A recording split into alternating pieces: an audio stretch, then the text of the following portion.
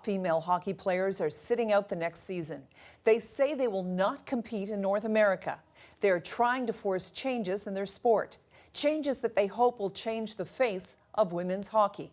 Joining me now live in Toronto, we're joined by CWHL All-Star Carly Campbell, who played defense for the Toronto Furies. Carly, first of all, let me ask you, what specifically do you want to happen here? So I want there to be a professional league that little girls can look up to play in when they get older. I want adequate resources so that we can develop that professional league. There's a gap right now between what professional women's hockey is and what we would like it to be, and we need those resources and that attention in order to get to that next step. Okay, what kind of resources don't you have now that you need? So right now everything is sparse. We have different efforts in different areas of the country. We have some in the US, some in Canada, and nothing has ever been centralized. So we need a centralized effort from professionals in the industry, marketing professionals, accounting professionals, finance professionals that are in the sports industry need to come together in a centralized effort in order to get us to the next step. All right, and I think we're joined now by Karel Emar in Montreal. Karel, can you hear me now?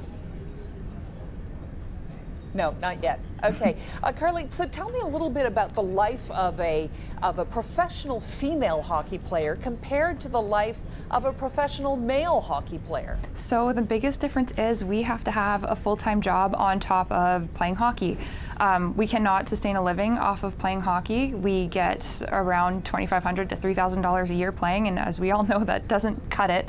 So we all have to have full-time jobs. So from 9 o'clock in the morning to 5, 6 o'clock at night we work, and then we go to practice late at night until 11:30, 12 o'clock, and get up and go to work the next day. And we travel on weekends, on Saturdays, and come back on Sundays, play 2 games, and are back at it on Mondays. So our days are completely filled with not just hockey, but regular job stuff as well. Okay, and in terms of, I mean, this is a very physical sport, healthcare. Sorry, can you repeat that question? This is a very physical sport. Chances of injury are high. Yeah. What's the healthcare like? So we have, I can speak for Toronto ourselves, so we have a great physiotherapist, chiropractors, a medical team that surrounds us. A lot of them are volunteer though, so as much as they love to work with us and ensure for our health and safety, it's a little bit difficult for them because they also have to have a full-time job on the side as well. Now, what do you say to people who say, look, it's just not as popular as the men's sport?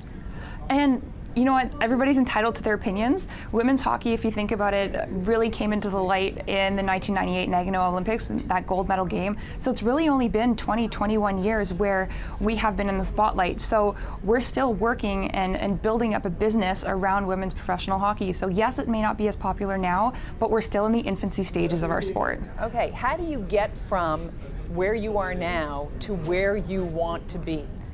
This step that we have taken, we're making a bold move to get people's attention to know that we need those resources. We need the financial support. We need the experts within the industry supporting us and making the decisions and formulating some type of business plan so that we can be successful in the future. Okay, what would be the ideal business plan for women, professional women's hockey? I can speak to myself. Other people might have different opinions, but that of the NHL, we have seen them be successful where you have a centralized ownership, a league with private business owners coming in and owning individual teams. So we have that financial, have those financial resources. Yeah, that support.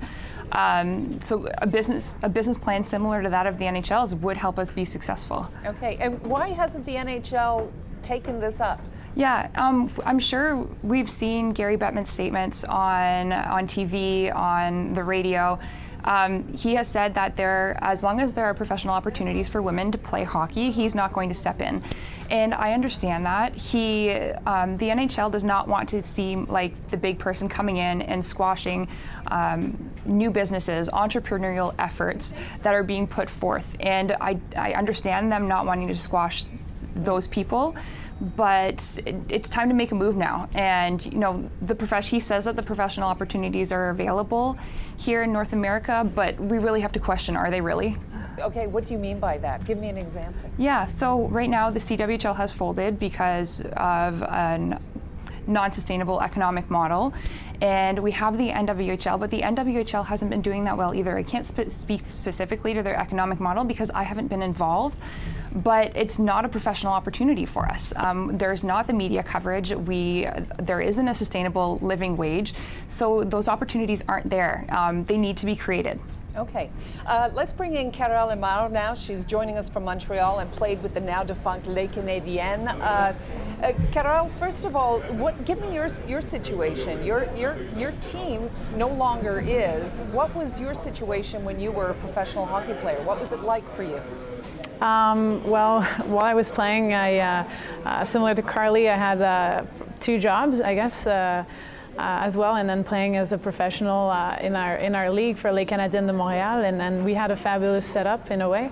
We had amazing volunteers and staff, but we did know and knew that there is a need to change a few things and make sure that the league and the players could grow as professionals. So I guess our situation was good. We thought we had a good year and whatnot, and then this news came about, I would say, a week after the Clarkson Cup, our final in our season, and then reality changed completely for us. And I think that it made us kind of like whatever we were reevaluating throughout the year and the changes that we wanted to make were actually kind of like pushed to us a little bit quicker, and we knew it was time to take a step forward and make sure that we were growing the game to where we wanted to go. The National American League says it's going to come in and fill the gap. Is that good enough? I mean, they came about and announced that. I would say, I mean, they made some announcements that were a little bit questionable after we folded as a league, and said they were going to expand, come to Montreal and Toronto, and they had thought about that in the past. They didn't really show us any type of like market analyze, and it didn't show that they hadn't made the steps to kind of like have that all set up and ready to go either. So it was very interesting to say the least, and the fact that they're saying 2 teams could fulfill all our needs with over 150 players being out of a league and teams and areas to play. It was not really something that was tremendously attractive for us, that's for sure. Yeah. Would you like to be under the NHL model? I mean, to anyone that you talk to, the NHL has the resources. They have the ways to facilitate, you know, the growth of our game in a way, and to say, I think it would be a dream come true in a way, and to be able to sit at the table with them and convey some decisions that would be for the players and to develop our sports would be totally amazing. You know, having their reach. They started with 6 teams, and now look at them. Their business model is certainly something that does attract us, absolutely, and I think that we can even compare it a little bit to what the WNBA did in the NBA. They've provided some support, the resources in the back, in the front office and everything to allow those women to develop their sports and be a have revenues. Yeah, professional and revenues. Is it possible to develop your sport and to attract attention without being paid as a full-time player? Carly?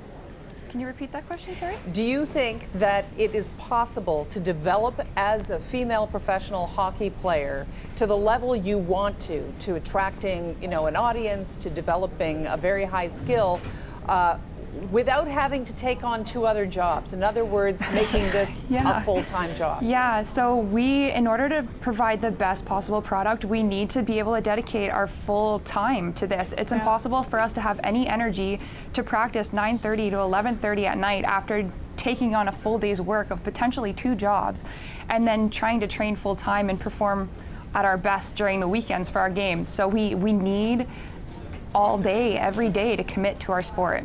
How long is this boycott going to last, Carole? I wouldn't even call it a boycott. It's not a boycott. It's a gap year.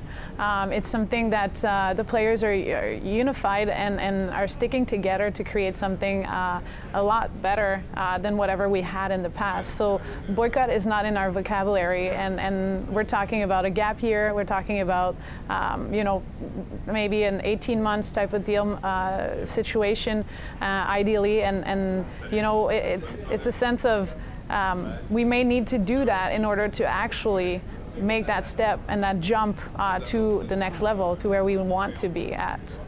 Very quickly, Carly, what do you think this will accomplish? What will it force people to do? I think first of all, it's gaining attention.